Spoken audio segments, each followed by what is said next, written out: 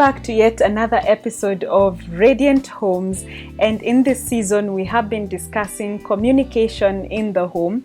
The last episode we had a long chat about building memories, and good memories for that matter, for the home. Today we want to discuss a very, very important subject, and just before you joined us, we were just arguing on what we are going to call this show. I wanted to keep the gates and he wanted to keep the boundaries. You can't have a gate without boundaries. Just suppose you had a plot and it just has gates. Without a wall. So we're just going to agree that we'll discuss both. But you see, friends, before I come to the gate, I still remember we have worked on our home in building both the gate and the walls. There are people who love live walls, you know, having live fences. They put plants and they cut them so well. And there's a way good fencing will be so interesting. It will make your home look beautiful. Yeah. But those fences take time to grow. Yes. So even before you gather and come to the gate, you need to know it's a hard work that you will develop a perimeter around your home, around your house. And if you're to do a perimeter wall, it is equally expensive. That's true. And so boundaries are important. You know, a story is told of a certain home, and this home was built on about a 1/4 acre of land. They had a little home, but they had not fenced the land. And over time, pedestrians found it easy to pass by this home's compound through the years, and as they passed by, they formed a path. And soon motorists started passing on that piece of land, and the owners of this home were not used to locking the doors. And since they were not used to locking the doors, the pedestrians soon found it comfortable to go into the house to use the restrooms. And the owners would come and you'd find a stranger walking in your house, walking out of the restroom. And some people, since the home was always open, they found it comfortable to, you know, go into the kitchen, open a bit of the fridge, find some water before they continued with their journey. And soon one day the owners of this home decided that, now we are tired of this, we want to put up a fence. Now when they decided that they wanted to put up a fence, the neighbors and other people put up a protest and said, but this is a road. We've always known it as a road. This is a public house. You're the ones who've actually occupied a public house and public land. And that is what typically happens to a home without gates and without boundaries. And when you finish doing your boundaries, the last thing you will do is build the gate to seal the extents and to direct people on where to enter. So what are the signs? I'm more interested in starting with the gates. Okay, all right. Then we can form the boundaries later, because boundaries has a lot of things to talk about. We had annexed or referred to Nehemiah in one of the discussions. And we said Nehemiah, when he went out, he looked at the situation in Israel. He saw the walls were broken, the gates were burnt down. And while he built the walls, he finished with the gates, and then he put someone there in charge. Let's build backwards. What were these gates that Nehemiah put someone to be in charge of? And why are these gates important in our families? What are the kind of memories that they can bring to us? There are some type of gates you're talking about, the fish gate, sheep gate. I don't know, what do these things mean? So there were many gates. I'll mention just a few. Like, for example, there is the dung gate. I wonder why he had to rebuild a dung gate. Dung of cow dung. Like cow dung. Yeah, and one writer particularly, I think it's Mark Gungor, who says that marriage has a lot of cow dung. In fact, he quotes a Bible text where he says, where there is no oxen in the crib, the crib is clean. That means if you don't have an oxen, the house where the cows sleep, it will not have cow dung. Yeah. But you see, if you don't have oxen, you also don't have milk. So it looks to me like marriage has some cow dung. Exactly. That where there is a cow, where you'll always find dung, and where there is marriage, you'll always find some bad things to deal with here. So what was in the dung gate, if you Dung. Exactly that. And people take that thing and pour there. Yeah. And Nehemiah kept it. Yeah, exactly. And the reason is this, that where there is bad things happening, even including in a home, you need to learn how to take personal responsibility to build up that gate and say, okay, this dung is mine, this mess is mine, I'm taking personal responsibility and I shall build it up, or I shall watch over it that the dung doesn't affect other areas of life. Then talking about responsibility, I see in a home, even for children, there comes a time where a lot of responsibility lays on the, let's say, the firstborn to help the others, the unpleasant businesses of the home. Or maybe, one spouse takes a bad turn. We began these shows by the scenario of the men that were stuck underground. You remember? The Chile miners that were stuck underground. And you can imagine if they have a small space and they have 60 days underground, where did they, go to the toilet? To the washrooms. Where it was just near there. So Yeah. what they agreed is, as they kept digging in so that they have the thing moved away from them, there are days somebody would take a bad turn to remove that thing, take it away. And in the family, we need to know that these things define us. These things build boundaries and gates. It makes you feel like, okay, somebody has taken care. This place is safe.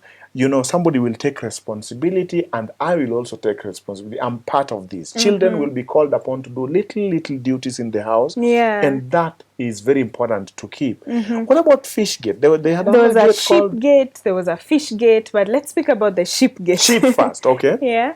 So the sheep gate was, a gate that somebody giving sacrifice would pass. So this was the one where you come and bring the sheep, you slay for sacrifice? Yes, okay. And so the sheep gate is important in rebuilding homes because you are trying to establish altars of worship. And it shows self-sacrifice, if I should say, that you're bringing a sacrifice, and in a home, there will be something that you'll sacrifice at one point. One of you will be taking a bad turn, like you rightly put it. But then also it refers to us building back our spiritual life, establishing those gates of worship, that there is a way of worship. There are things we do and there are others that we don't do when it comes to worship. When we're out there witnessing, our children need to be brought up. Our families need to have an angle where they know, apart from making money and being part of this family, we are called to bring many more into the family of God. So go home and find out, or if you're at home, look at what gates you need to keep. And it should be clear. Gates are demarcation of ways of going out and ways of coming in. Design how you live your life. We call that legacy. But these gates only exist where there are boundaries. You see, my dogs disturbed me a little while when the fence was just growing. So they had a way of, opening the fence Especially by force. the little one. Yeah, digging, and they go out at night and then they come back. And when they go out, they come back with ticks, and it was just bad. So I had to kind of improve the security every other time so that where they open, I close that part, and I was always wanting the crops and the live fence to grow and cover that part. And when it did, it kept everything that needed to be outside. And all the dogs are kept inside. What is one of the benefits of having boundaries? Let's start from there. People get to understand you. That they can define you. Yes, we can define you. That when it comes to Andrew, he starts from here and he ends here. And people with boundaries are also respected? Yes. Right? It is easy also to communicate with such a person when you understand that, okay, he loves keeping time. So if I want him to respond to my call, please communicate on on time. It also tells you how far you can go. Do you know a lot of good relationships break down because there was no boundary? This guy or this lady came in and went out. There was no definition that this is the only far you can go. And like we have said, a plot without a boundary, people will just walk in, drink water, and walk out. If we had boundaries, it will keep members of the home inside, and it will keep them radiant. I think that boundaries will even make children better children. Yeah. And so what form of boundaries do you think we need in a home? Well, let's start with physical boundaries. You see, in architecture, very good house designs will be in this format. I have been privileged to see some good house designs and implement certain of them. A home is not just a fence. Of course, we start with a fence which keeps everybody out who should not get into the compound. And not everybody who gets into the compound must get into the house. So there is a wall of the house. Not everybody who gets into the house should get into the sitting room.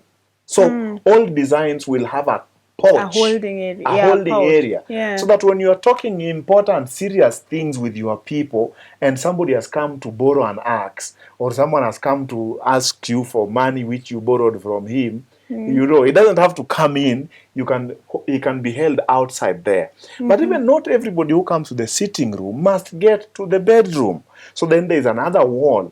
That kind of hierarchy is important for family. Families need to have physical boundaries in the form of three. Number one, people need to have personal spaces. I think it is important.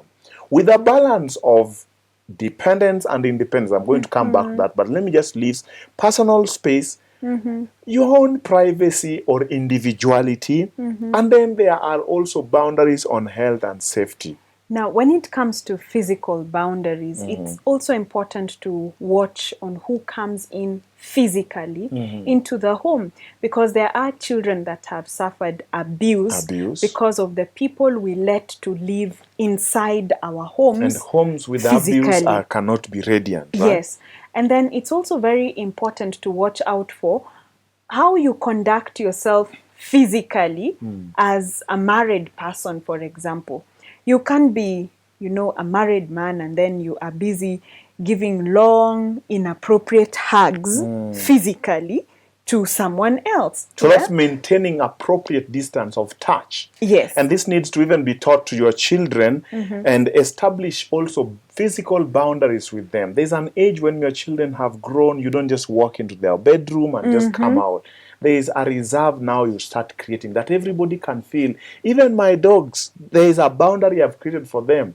They know when I'm angry and I say house, they know when they go to their house, nobody will touch them there. It also creates safety, the physical boundaries. Then there are emotional boundaries, which I think we should talk about when we come back, and the benefits of these boundaries, how to deal with feelings. You know, feelings are very difficult to deal with. Very, very true. People catch feelings. And right after this break, we will be able to tell you how to maintain emotional boundaries.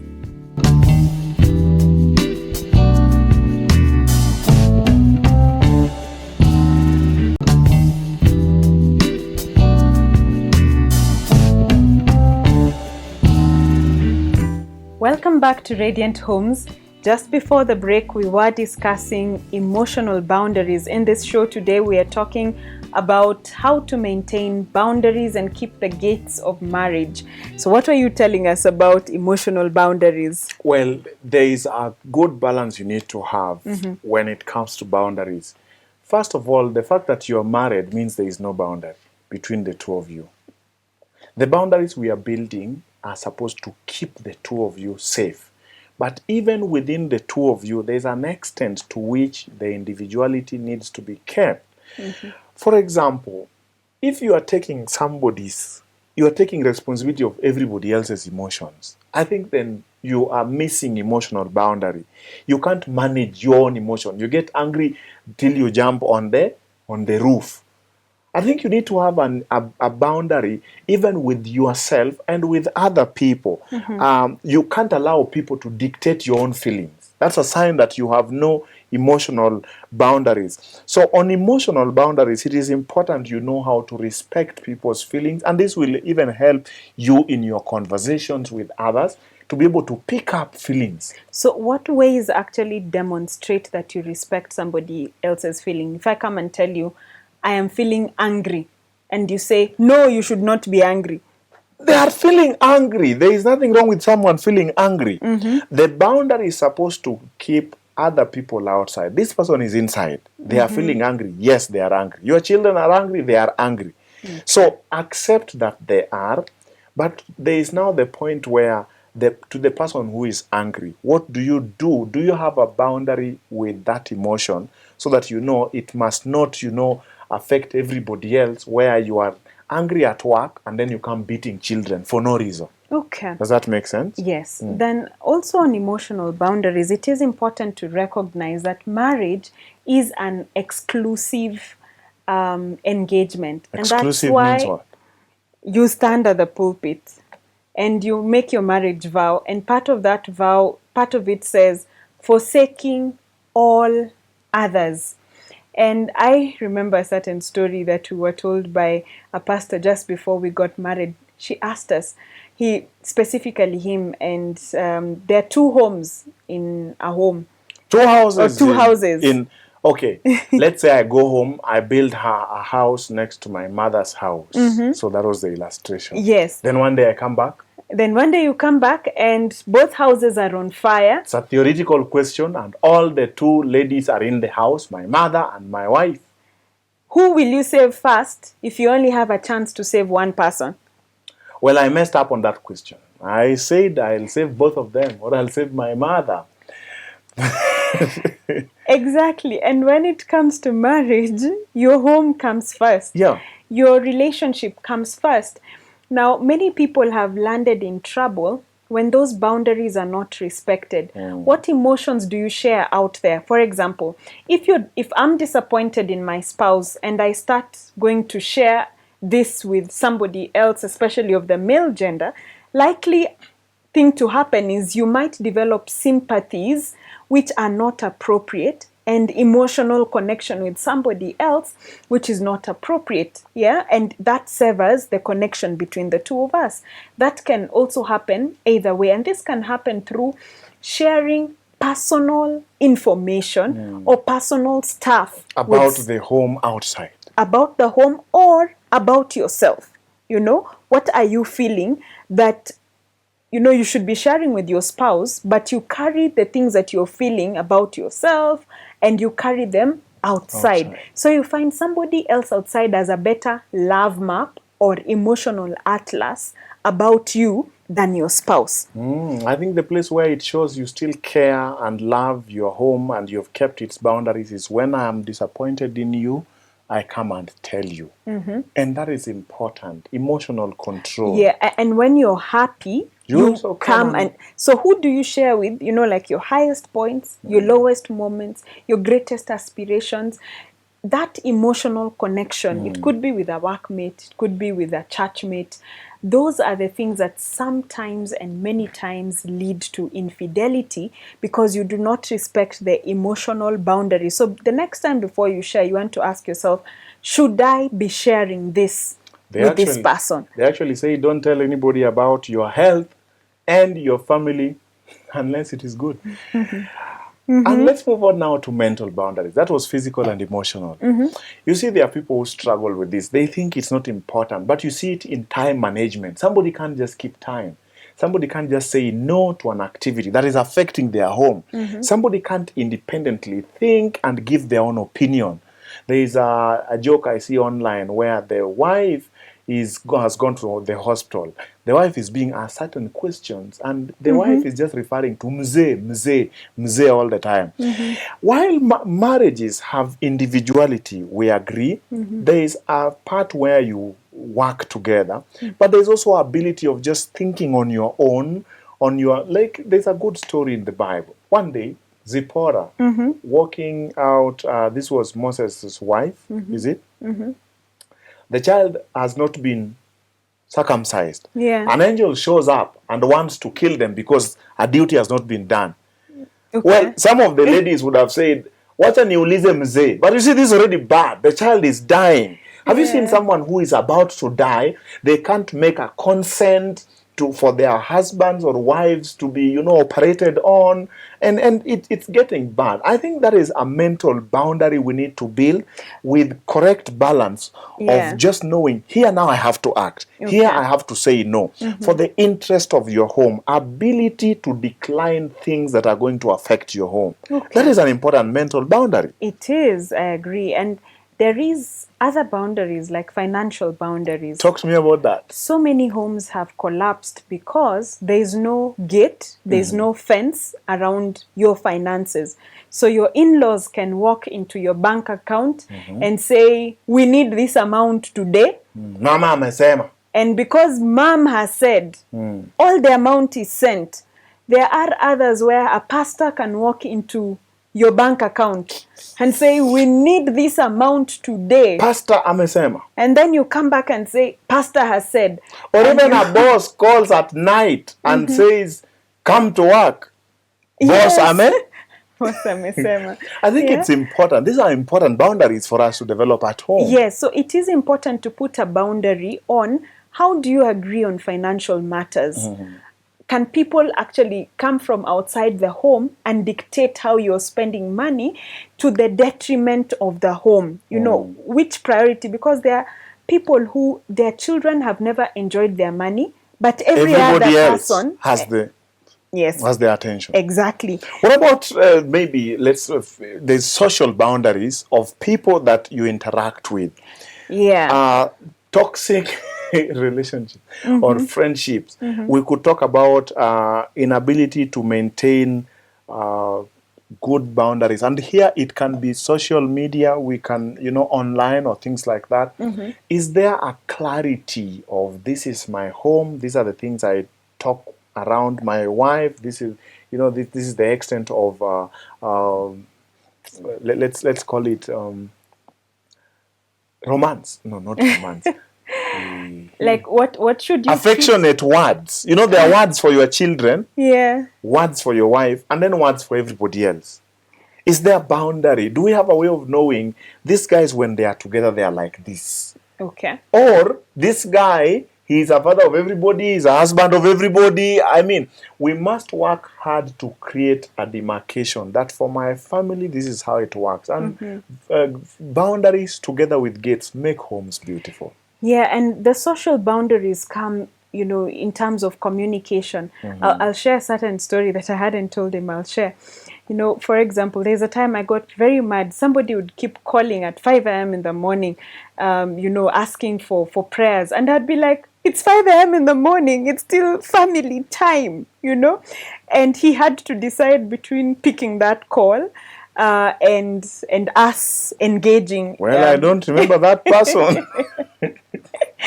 Because I put boundaries on it. Exactly. So boundaries in terms of how you engage and when you engage, and where you engage, because sometimes we put too much on social media, things that ought to be left at home, for example. Like, I would say wearing a swimsuit in the swimming pool might be appropriate. But carrying it now to social media might put some people to temptation, because social media is not a swimming pool. Yeah? I think there's already a problem by the time a swimming pool costume shows up on camera. Okay, we'll discuss that. No discussion. There's already a problem by the time a swimming pool costume. Let the swimming pool remain swimming pool, camera remains camera. So the privacy of what you put out there, that there are things you can put and should put outside there. But there are others who putting them out there is like leaving the gate of your house open, and now it becomes like that home I told you about, where anyone drinks water. Yes, comes in, drinks water, does whatever they want, and they go away, because soon they will lay claim on that house, they will lay claim on that land, and you will have nothing to say because you allowed it. And it's also important that as we choose friends for family, that it's important that we sample those friends who will go along with us in terms of our values, in terms of their aspirations. I thought of something called influence scoring, where you pick the first 6 families you interact with deliberately, and then you score them on certain things. Yeah. You score them on their aspirations, on their religious life, on their discipline. And then the first 2, you recruit those as your members of, I could call them board of advisors. If you have something you want to do, you want to increase more time with these guys so that they influence your marriage, they influence your children. Number 3 and 4, you can limit their time because maybe they are not doing so well. Number 5 and 6, it's okay to change friends. You don't die for changing friends. But we think that sometimes, well, fences are not changed. But once fences have been made, they are better controls for internal environment and external environment. Until then, we want to ask you, go home, make your homes radiant by having definitive fences, definitive boundaries, but also make the gates beautiful. What do you think? What I think is, as much as you'll have fences to keep the external, it is important for you to realize that marriage should not let the 2 of you collapse your individuality into one person, and that each of you has a role to grow to the potential that God made for each of you. And the boundaries are not so that you become Selfish. one or selfish. They're so that each of you can get to grow to what God would have you become. And just on that now, just last point. I was just thinking that while you make fences and boundaries, don't be selfish. Open your homes that people can come and learn. Open your home so that people can come and eat, but also open your hearts and your doors for Jesus. All right, till next time, I pray that you'll keep it here, right here at Hope Channel Kenya. God bless you.